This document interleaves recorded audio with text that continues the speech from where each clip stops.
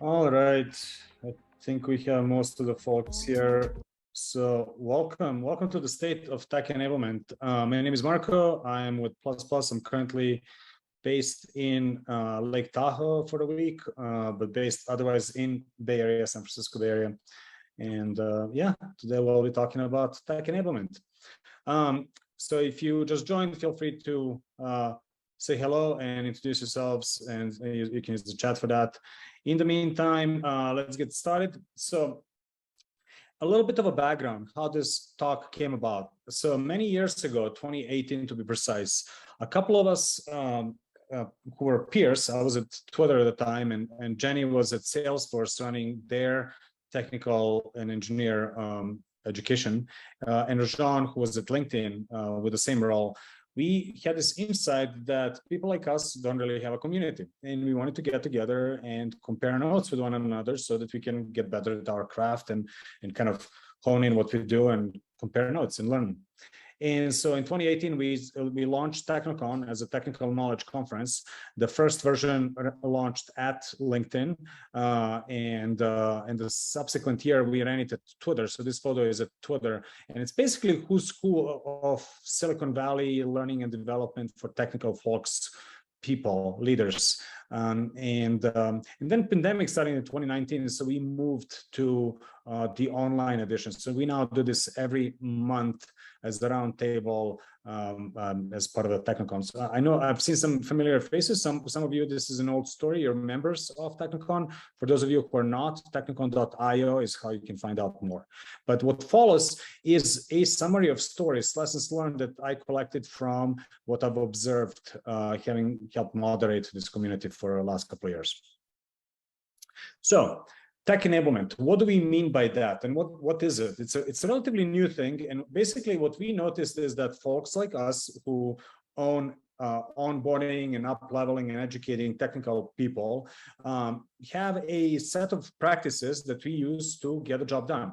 And some of those practices are we onboard technical folks. We help them share the knowledge. We help them learn from one another.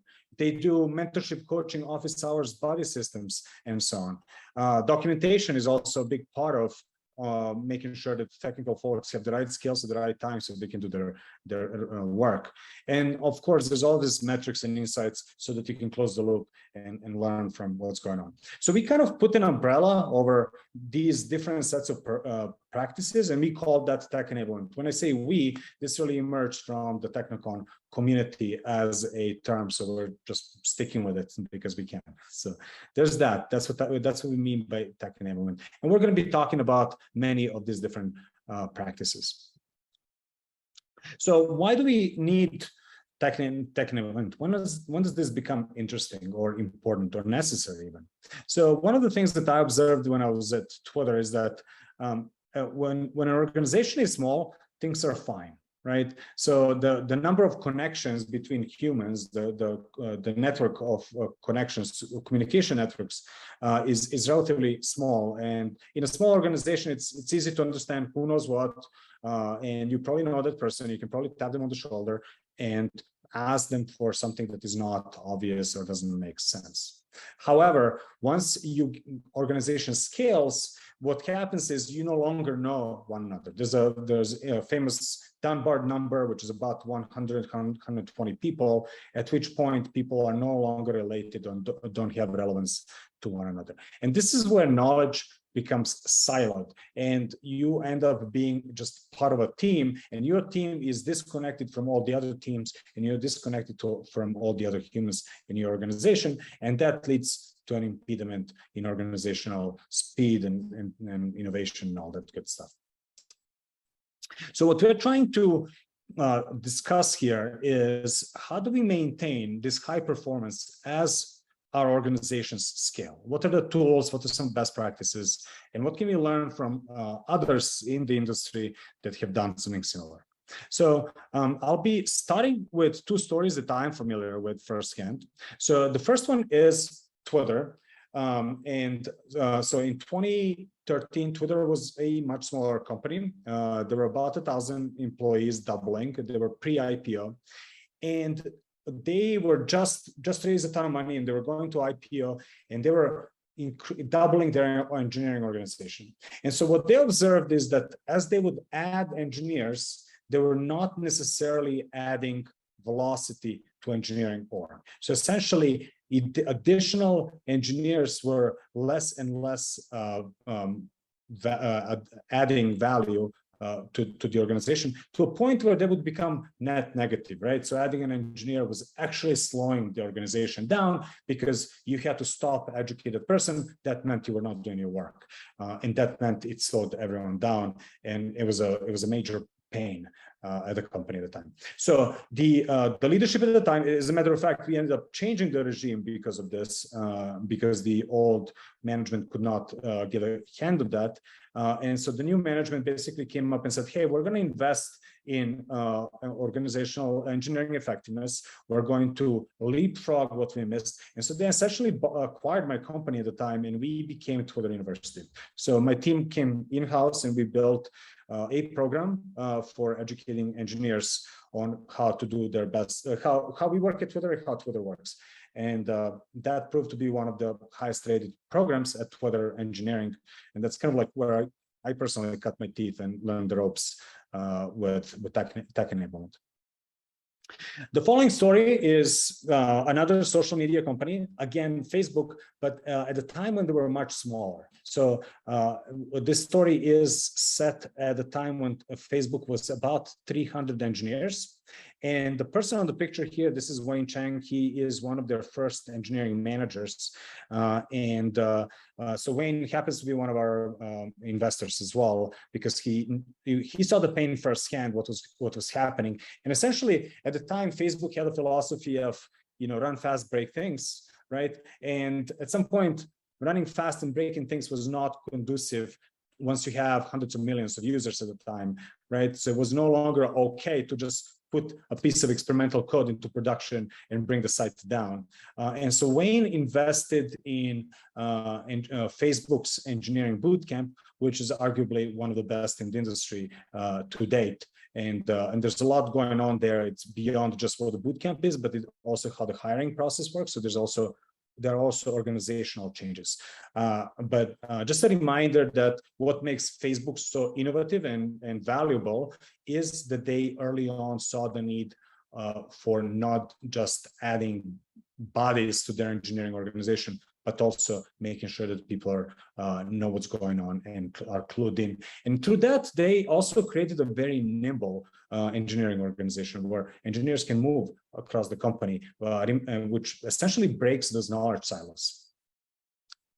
So that was sort of just to kind of whet the appetite of what happens with organizations scaling their technical folks. So to kind of illustrate that, we came up with this thing we call TEMI, or Tech Enablement Maturity Index, to illustrate how different organizations find themselves on a different levels of maturity.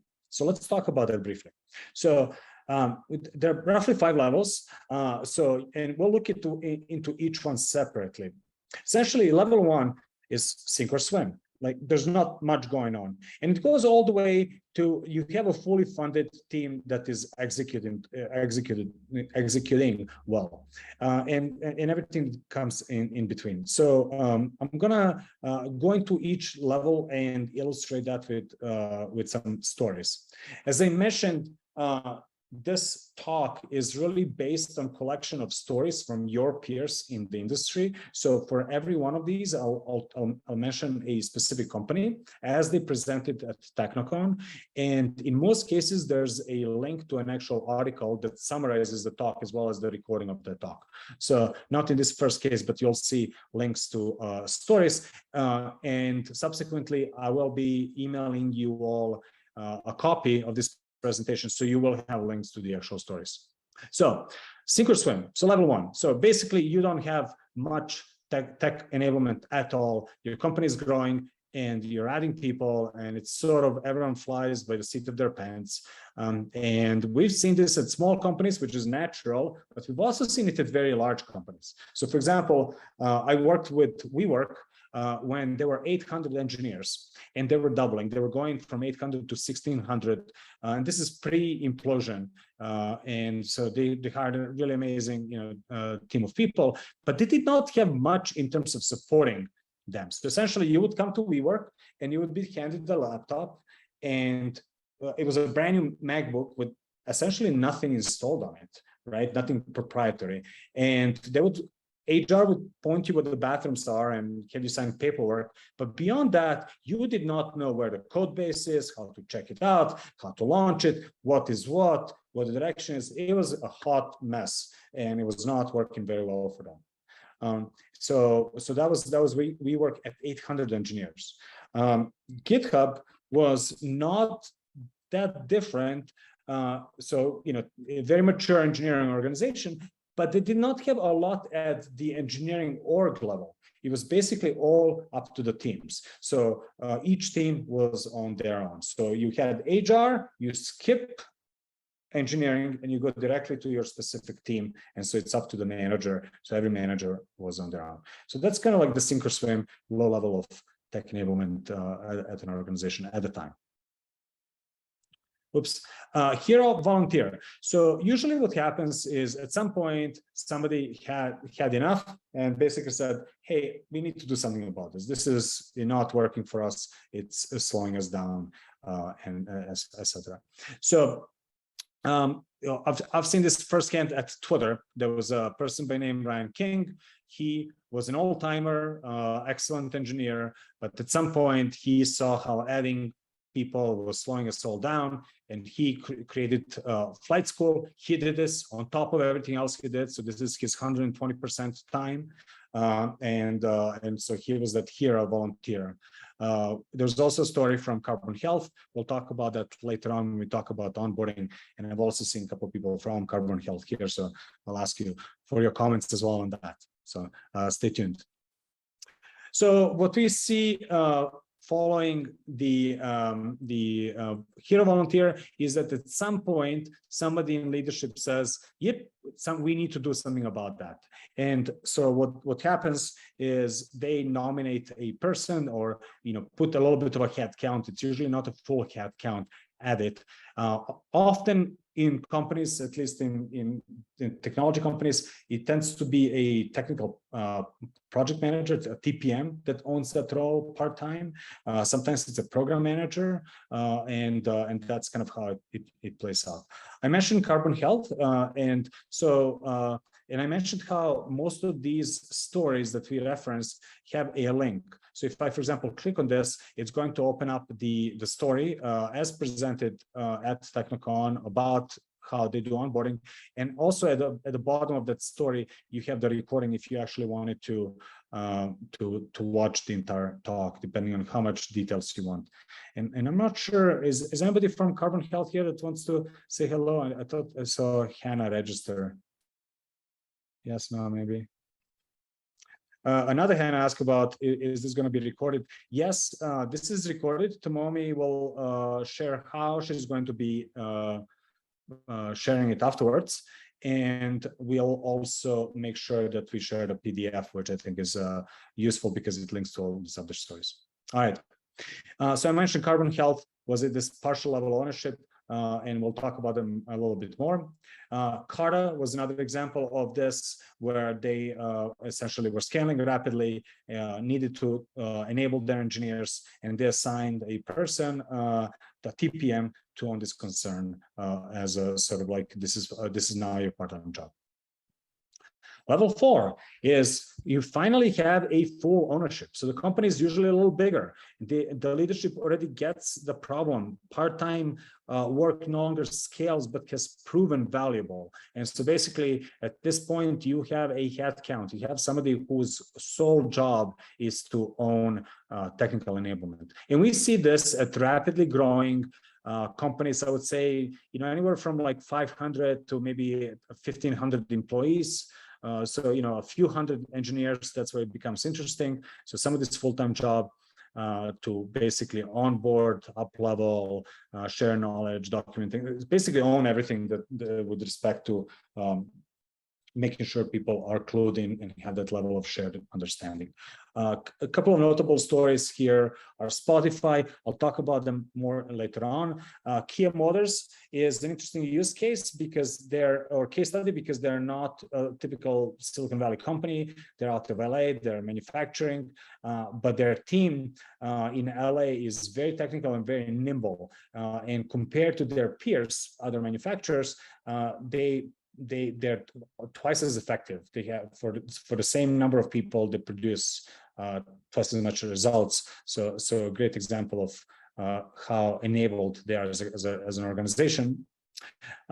Cruise is another tech company, and Credit Karma invested in their Credit Karma University very early on and fully funded it. And it's one of the things that they use when they try to recruit people, retain people, and otherwise create a great culture as well. So this is level 4. And then level 5, you usually see bigger tech companies. So this is where you go beyond just a person to a full-on team owning this concern. So I'll mention toward the end, Microsoft and Salesforce, obviously is giants, but then there's also Netflix and Twitter University, both of which we know well. We've been working with Netflix for many years now, and obviously Twitter University is where I learned the ropes. So with that, let's talk about what makes up tech enablement. What are the building blocks? So if you are to do this in your organization, what do you do? And so we're going to look at those various activities or various tools in your toolbox and tell stories of how your peers have done specifically that. So the first, let's think about all the path from somebody coming into your organization to being fully enabled. And I'm using onboarding here as an example, but same is true as in the case of continuous onboarding, right? Because onboarding is not just a one-time welcome to our company thing. It's also the matter of somebody moving career-wise, right? So maybe an engineer is becoming an engineering manager, right? That would be a pathway from one set of skills to another set of skills where you need to be enabled. So what happens? And these are some, some aspects to think about. The blue is where your employees have certain experience, and then these ones are where your back office staff, administrative staff needs to worry about things. So first, you need to codify your knowledge, right? What does it mean to work in your company? What is it? How do you work, right? So what are all those cultural aspects? Netflix calls this the way. What is your way of doing things, right? So how do you codify that? And then how do you disseminate that knowledge, right? So traditionally, traditional companies would lean on self-paced content, right? So in the older industry, things don't change. Things are not that significant, like knowledge is not as rich. It does not require as much context. It's very stable. And you can then package it and bottle it up into an e-learning course, right? You remember SCORM and all those things from 90s and way back when. So that definitely is still meaningful for things that are stable, right? Like, so usually HR things fall in here. In engineering use cases, we see wikis and Google Docs and proliferation of things like that is great for like little nuggets of knowledge. We also see engineering organizations, technical companies, lean heavily on live learning. Why is that? Well, because the knowledge is constantly changing. So by the time you document it, it's probably out of date. So live is much better. Live is also gives you much more context because of the high bandwidth of conversation, right? And it also gives you empathy, right? So all timers get to connect with new hires, and that also creates that human touch, which is especially important in the work from home situation. So we see this become very, very popular with innovative companies. Great. So you codified some knowledge, you dumped it onto your new hires. Does that mean they know it? Probably not. They probably need to still embody it. They need to somehow embrace it. So what are the ways to do that? Well, on one hand, you could do a live option, which is basically cohort-based workshops, coding labs, things of that nature. On the other hand, it could be self-paced. So there is a product from Google called Codelabs, which we're seeing become more and more popular, where engineers can create learning content themselves using the same tools that they would normally do, or they can just use Google Docs. So whereas in the past you had to have instructional designers go and bottle up something in this polished e-learning content, which is great for things that don't change and are simpler. For engineering technical folks, this usually doesn't work. They prefer quicker iterative process where they can use the tools that they already know how to use, and that also don't require some specialized knowledge like instructional design and so on. So they can just do things in Markdown and Google Docs and tools that they understand. So Codelabs we see super popular these days. Great. So they learn something, they practice something, but what happens when they get stuck, right? So as a new hire, like rubber meets the road, I'm doing my work, things don't make sense. Where do I go for help? So what we're seeing a lot is coaching, mentorship, buddy system is pretty popular for new hires. So we'll talk about this more. Office hours is another popular thing as well. And then for your back office program management staff, how do you collect the data? How do you close the loop, right? How do you have integrated surveys, or is it all over the place? How do you get insights built? Build some kind of insights that in reporting that make sense to you, so that you can optimize your programs and get better at it as you scale. So this is sort of like just holistically to think about all the things you need to think about, right? Now, you don't need to do all of it at once, but we're just going to explore what's possible. So onboarding. So onboarding is the lowest hanging fruit. Obviously, people come in, you want to indoctrinate them into your culture, into the way you do things. So let's look at some of the stories. So I mentioned Carbon Health, so they presented at Technicon at the onset of the pandemic. And being, in healthcare, obviously they saw crazy growth, and that required a lot of scaling of their engineering work. So they went from 5 to 90 engineers, I want to say 7 months, correct me if I got that wrong, but very, very rapidly. What they did is they leaned heavily on the documentation. They made sure that there's also a human touch with the new hires, so that it's not just like, welcome to the company, here's a bunch of wiki pages and good luck. But they also wanted to lean on the buddy system and do some cohort-based workshops and things of that nature, and kind of created the whole roadmap, because their program evolved from a hero volunteer to partially funded to fully funded team. So they basically walked that TAMI maturity index quite rapidly, so it's a great story. And like I said, the full story is here. I'll share the PDF afterwards, and you'll have links to articles like this that illustrate what they did.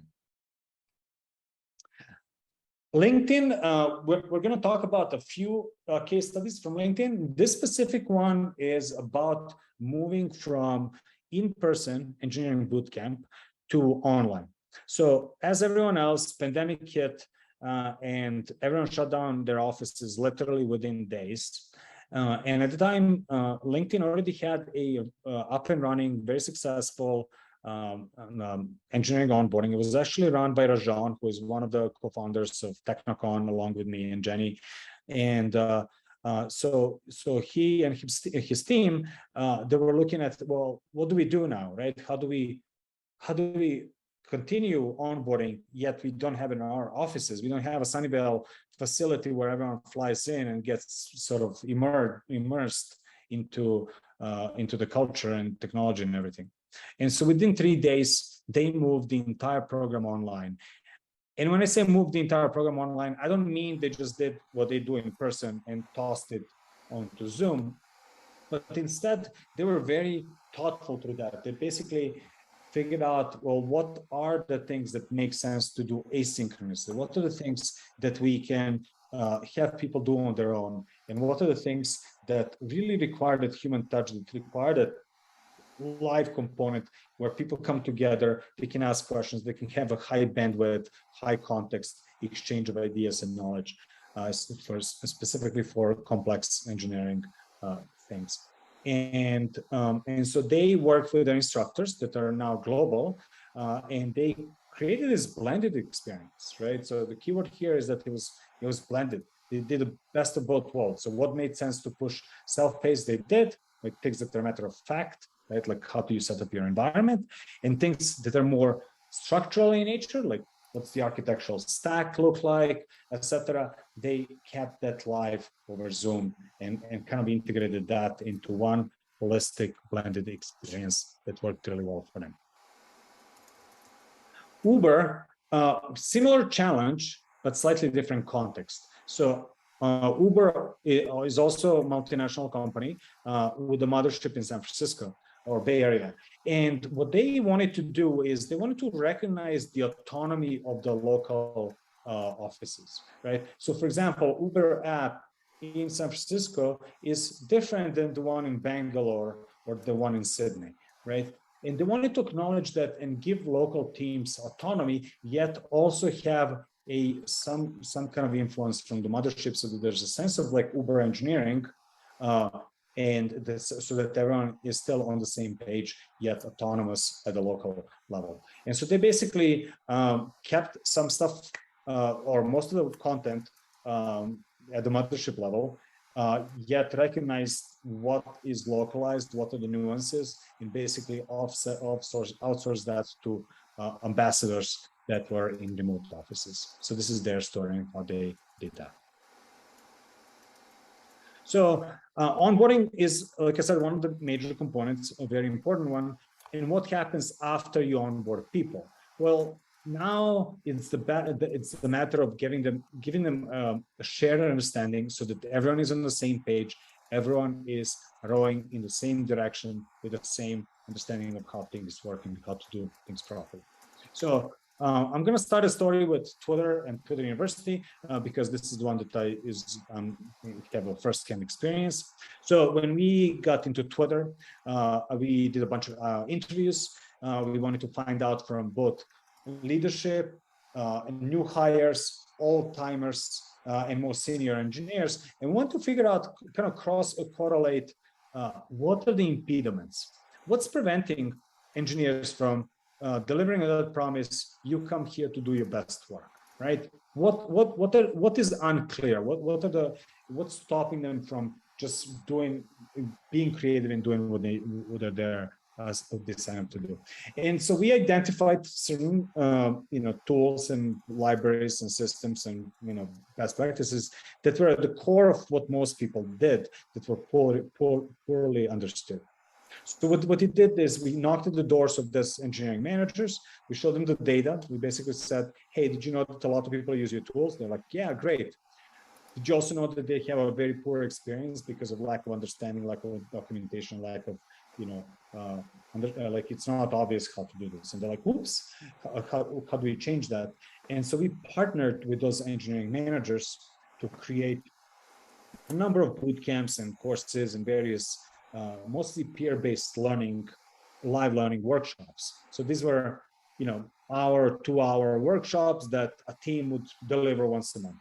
So very low tax on the team, high impact on their customer base internal, right?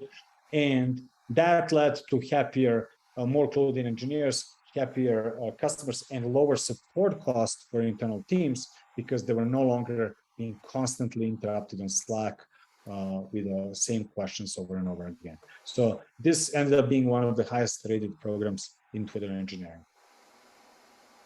Spotify did something very similar. So they instead of calling it peer learning, they call it collaborative learning, but same idea. They did it because they wanted to unlock innovation. So they basically noticed that the more they have ideas collide and have babies, the more innovative they are as a company and as a team, right? And so they basically invested heavily into their collaborative learning efforts so that anyone can set up a workshop, anyone can teach, anyone can share. It's a very interesting case study. Netflix is one of our largest customers. We worked with them for many years now, both in engineering and studio and HR and the entire company globally. This story specifically is about studio team. So the Netflix studio team, so what they do is they onboard a whole bunch of contractors and internal staff onto how Netflix studio tool chain works, so that you can build miniseries and TV shows for Netflix, right? So they actually have a very complex, very technical set of tools. So it's not engineering per se, but it's technical in nature. And so, training, contractors and internal folks was always a big part of the ask. And they have a full team. So it's a PEMI level 5, right? So full team supporting this. However, at the start of pandemic, they chose to go asynchronous. So they basically said, well, now that we can't go to offices and everyone's remote and distributed, why don't we just record everything, throw everything into videos, right? It's Netflix, and have them just consume videos, and off we go. It's going to be more scalable. It's going to be more efficient, etc. All the lure of self-paced asynchronous video-based training. So they did that. Very quickly, what they noticed is they were lacking the human touch. They were starting to lack that connection that was there in the old days. When I would come to Netflix, I would walk into their offices. I would basically get indoctrinated into their culture, the Netflix way, through osmosis, by being there, by running into serendipity with other employees, meeting other people, and so on. And all that disappeared once that went fully asynchronous, fully remote, fully video-based. Right. And so they quickly recognized that Netflix, for those of you who don't know, Netflix cares about culture quite a bit. And so culture was very important to them. And so they noticed that quickly, and they swung the pendulum back from asynchronous to blended. So now they do, basically do the best of both worlds. They do a fully blended experience where certain things are still video-based, asynchronous, do it on your own, doesn't matter where in the world you are.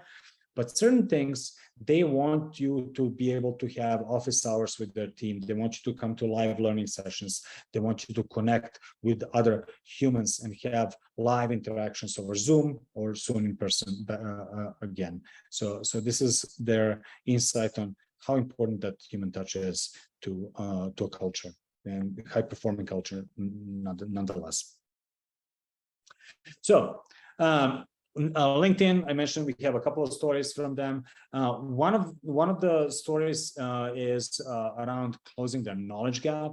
So as they were scaling, this is about 5,000 engineers, they realized that they had lots of different tools. And this is pretty common in the industry, right? Like when you're small, it's like, well, just pick a tool, run with whatever you want. And everyone sort of picks their own tool chain. And, at Twitter, we had Java and Scala and Python, and like, pick your tool and just run with it, no big deal. Well, that's all nice and dandy when you're small. Once you become bigger, it's important to kind of standardize, and so that you can run faster because you're on the same, you run on the same standards. As my manager at Twitter would say, if you're alone in an island, it doesn't matter if you drive on the left side of the road or right side of the road. But as soon as there's a second person on that island, you need an agreement, left or right. And it doesn't matter if it's left or right. You just need an agreement so that we stick to it and we don't break things and run into one another. So it's less about which tool. It's more about let's agree on a tool.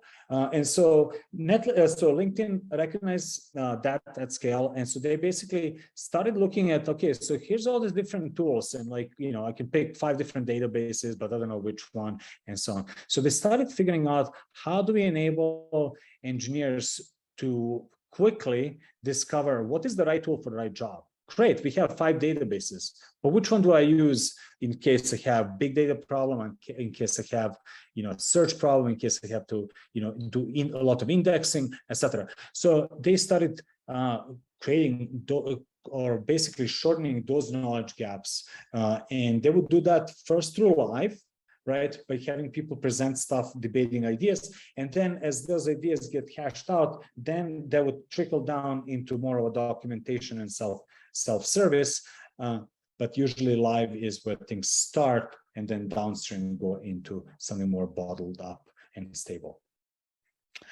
So they looked at discovery, they looked at content quality, and also tool fatigue.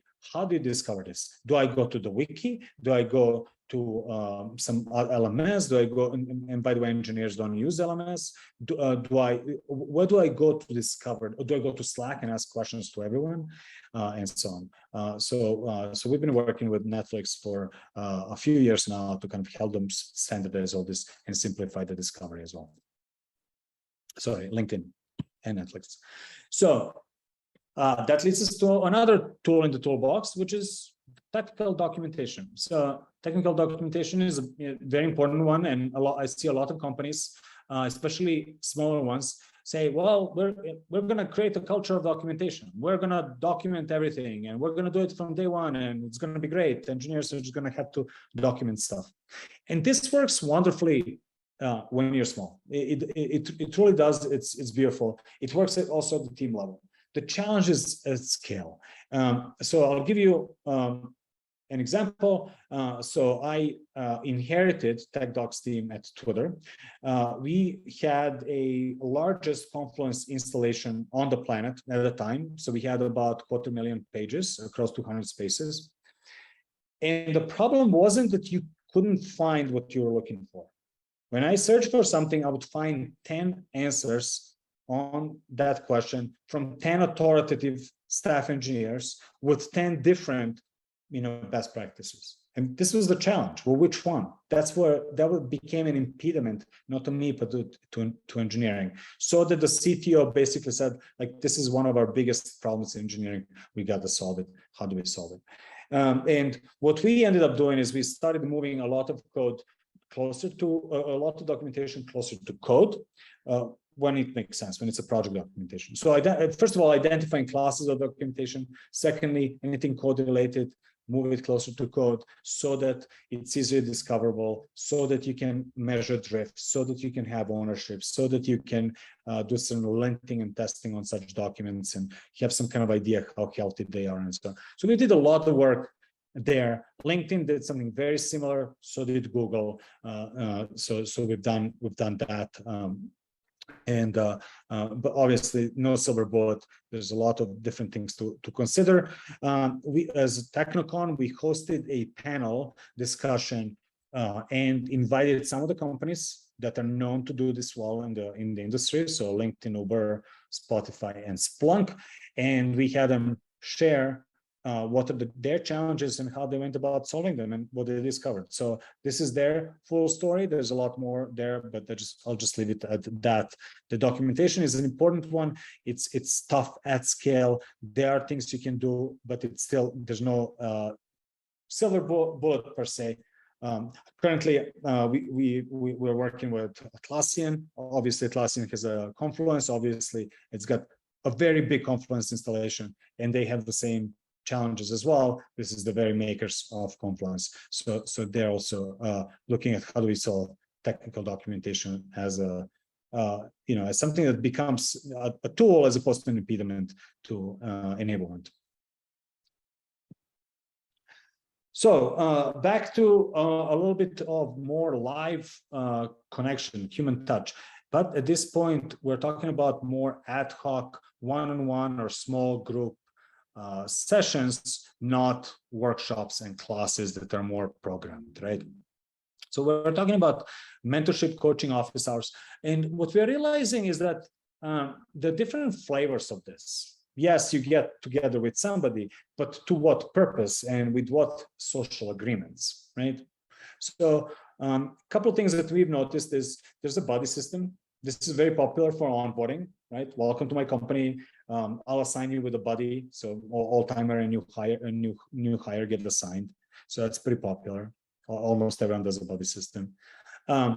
Career mentors is another one. So this is more a retention tool for your high performers. So great, you've been at our company for a while. You want to grow and develop. Here's an easy way to tap somebody on the shoulder and say, would you be my mentor? And create a relationship of mentorship. And we'll look at a couple of case studies in the industry. Professional coaching. So once limited to only the C-suite, it's executives, we're seeing more and more professional coaching for leaders, managers, and also high performing talent, right? So like I'm up to something, I'm stuck. Where can I go and get unstuck and have one-on-one session to help me deal with things, right? So that's professional coaching. And then office hours is more ad hoc. It could be a group-based. Most commonly, you've seen this with like IT, but we're also seeing this with other aspects such as SRE work or DevOps and so on. So we'll look at that as well. So with that, I'll walk you through a couple of case studies. So Airbnb, one of our earliest customers, they did a lot of live learning. And so that worked great. And they basically said, hey, we would love to experiment with this concept of peer-based mentorship in addition to peer-based learning, right? That we already did. So together we developed this program. And basically the idea was that anyone at Airbnb can become a mentor easily. And then you can have this marketplace, just like you would have on Airbnb.com, and you can have this marketplace for internal mentors. So I, as an employee, can be a mentor or can find a mentor. So they launched this in 2019, and we basically launched this in 3 months. It was pretty crazy how rapidly this program emerged. They launched it, and Anna presented at Technicon in 2019 the results, so 9 months in, and they had already 10% of the population become certified as mentors. Now, what they did is they basically created a pathway for somebody to become a mentor. So it's not just raising a hand, but you actually had to go through a class and a certification. It took about 4 hours, and it was peer-based learning. So basically, you would go to a workshop that was given internally by one of the peers. You get certified on Grow model, you become a mentor. You can now open your sessions and advertise them internally. So that's Airbnb and how they did it, and they celebrated success. Shopify did something different. So Toby, their CEO, had a personal executive coach, and this coach did wonders for him. So Toby had this insight, well, if it works for me, what about my entire leadership team? So Toby brought his coach into Shopify and this is a classic pattern, right? To be a coach for all his execs. And so that worked well. And so then the moment of brilliance was, well, what if we open this up to all employees? What if we go from a dozen, executives to 4,000 at a time employees? How do you do that? How do you scale so rapidly, right? And so what they did was pretty bold. They went out and they hired about a dozen full-time coaches. They bought their practices essentially. So they basically had a team of full-time coaches, and they created something called the Coaches Corner. So this became a flagship program at Shopify, and basically anyone at the company could discover a coach and go book a session with a professional coach. And if you're a manager, you could book an hour session. If you're an individual contributor, you could book a half an hour session. So we work with them on operationalizing, empowering this, but it was a program that they envisioned a few years ago. So it's been there for a while, and it's been quite successful ever since. Dropbox presented at Technicon, and they were inspired by all these other stories they heard from peers, and they basically laid out their roadmap. And they basically said, well, we're going to start very traditionally. We're going to do C-suite, learning and development, HR-driven, professional coaching for execs. And then we're going to pilot something like Coaches Corner, inspired by Shopify. And then we're going to expand that. And then we're going to eventually get to a point where it's a peer-based mentorship, so that one day we can get to that infamous DDO, which is deliberately developmental organization, inspired by Ray Dalio and how he built the culture in his companies. So this is the roadmap that they envisioned and presented in 2020. When we yet need to follow up with them and see where they're at, but I know they've been executing on this plan. And finally, I wanted to mention Autodesk. They did something different for a different purpose. So in most tech companies, as you know, engineering managers are usually coming from engineers. So you take an engineer, individual contributor, you give them a little bit of a training and a totally new job. Go ahead and be a manager now, right? Manage a team. So until yesterday you were coding and shipping code features. Now you're managing humans. You're totally changing what you do, and all the training you had was whatever leadership training you had, right? Which usually means not enough. So what they did to augment that is they basically leaned on forums. So forum is a concept of a closed group. So it's usually 7 ± 2 people, right? So it's a small closed group, stable, and it's usually self-organizing. And it's a place where you meet with your peers. So it's kind of inspired by mastermind groups from Napoleon Hill, if you will, right? So they basically, and then YPO and Young Presidents Organization kind of pioneered this for entrepreneurs. So Autodesk brought that in and launched it for their freshly minted engineering managers. So they would basically have a peer group of new engineering managers, and they would drop in a seasoned one to be a moderator for the group. And so that was their way to kind of create that safe place with a psychological safety where people can ask questions once they are actually rubber meets the road, once they're actually past that point of training, so codified knowledge, but and actually running with their day-to-day of being a manager. So that was Autodesk's story. Now, so far we've been talking about internal experts. In addition to internal experts, there are also external experts that make sense to bring in sometimes to augment that. And so I wanted to kind of riff on when this makes sense. And there are two opposite sides of the spectrum here. So I picked Salesforce in essence for that purpose. So Salesforce is actually our first customer. We started working with them in 2016, 2017. And obviously a huge company, 18,000 engineers, and then this is probably underestimated. It's probably much bigger now. But what made Salesforce interesting is A, their value culture, but B, they're a little bit more stable, right? Like their tech stack is not changing, right? They're Java shop, they're doing machine learning, etc. And so they want to provide learning as a retention tool and productivity tool to their internal folks.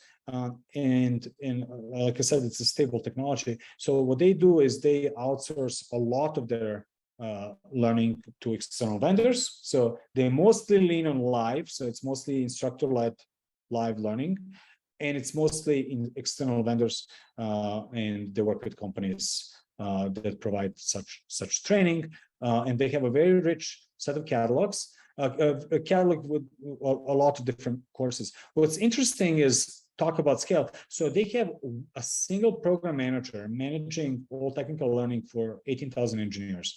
And so she does this, she literally does hundreds of classes per quarter and pushes it out. And we work with them to fine-tune the system so that we can help her scale this single-handedly to operate at such scale globally, worldwide.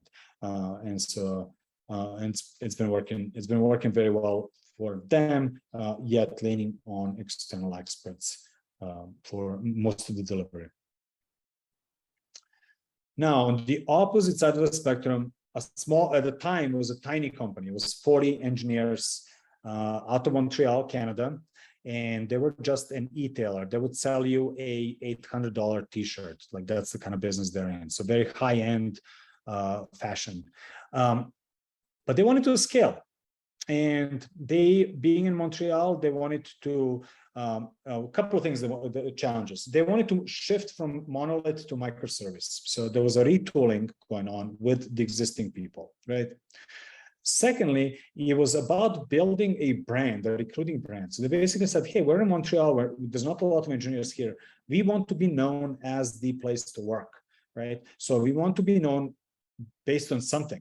So we worked with them to create Essence University. So this became their externally known brand, so that if you're in Montreal and you're in technical field, you probably want to work at Essence because this is where you're going to learn and grow, right? And so the result of that is they scaled from 50 to 250 engineers, and so 5x. And they are also changed the business from being an e-tailer to a tech-enabled company. So in terms of valuation, a much bigger success story, especially in Canada. So great story. That we'll be publishing that talk soon. So this is the original talk. There's the one that they did just recently to tell how the story unfolded. But in terms of external learning, they encourage their engineers to go to conferences. So you can go to any conference you want. The catch is once you come back, you have to present what you learned.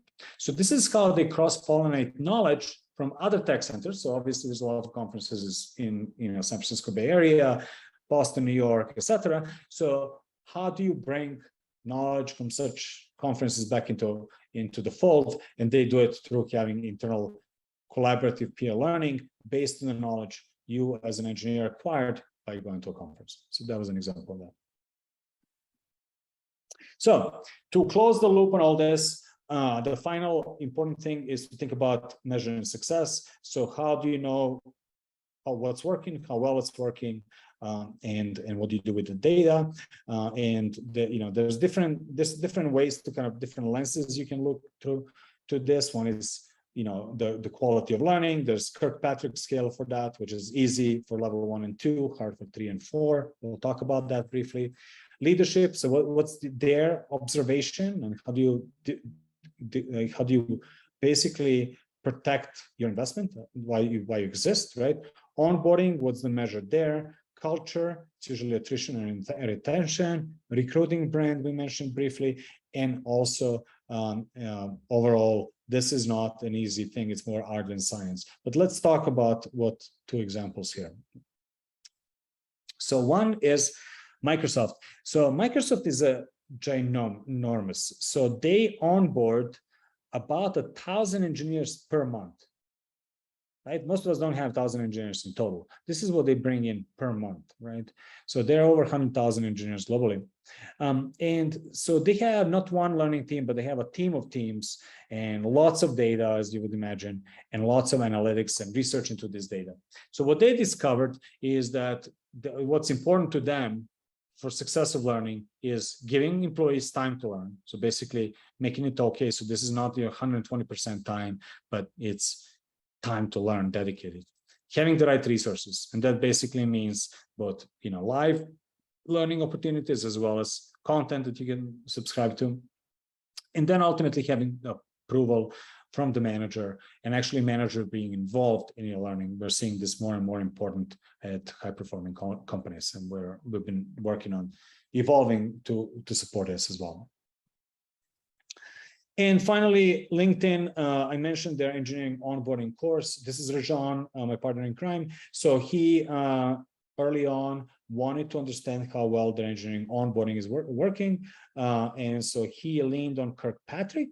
And he basically, Kirkpatrick level 1 is so-called smiley sheets. How much did people like your class? So that's super easy to do. You just run a survey. Level 2 is, did you learn what you learned? What he leaned on was they had a demo day. So basically, you would demonstrate what you built. So that's kind of how you demonstrate if you learned. Level 3 and 4 are tricky. 3 is, did you use what you learned? So it's great that you learned something, but unless you use it day to day, it's not that valuable. And so this was based on a feedback, usually 30 days out, asking you that question, so a little bit more subjective. And level 4 is, what's the impact to the business? And he leaned on asking the manager, hey, Charlie took this training. Are you observing Charlie benefiting from this? So this was how he did this. Jean most recently did another talk from Splunk. He's now at Splunk, and we'll be publishing that as part of Technical on Ideas shortly in the coming weeks. There's the final word, general trends. What we're seeing is that remote first is here to stay. A lot of companies went from either purely live or purely self-paced to some form of blended that's required. And finally, one of the things that we are seeing super important is that we're companies are shifting from thinking about learning for the sake of learning to becoming a tech enablement teams. And so Peloton did a talk on this. As Peloton was going through a downsizing, the learning team said, you know what, our job is not to deal with learning, but to enable engineers to be more effective, right? And so they became tech enablement team, and they got more funding from the VP level as while everyone else was losing jobs and being laid off at Peloton. So tech enablement is becoming a thing. And so we just wanted to kind of not give a nod to that. So with that, that's it. I know we're sort of at time, and I'll be happy to answer questions either via email, or I'll contact you. You can also find me on Slack, Technical on Slack, and tomorrow we will share a link to that. And I'll also, like I said, I'll be sharing this via email with all of you, so you'll have this as a PDF, and we can we can continue the conversation. So thank you, and if anybody has any questions, I'll stay online for a couple of minutes.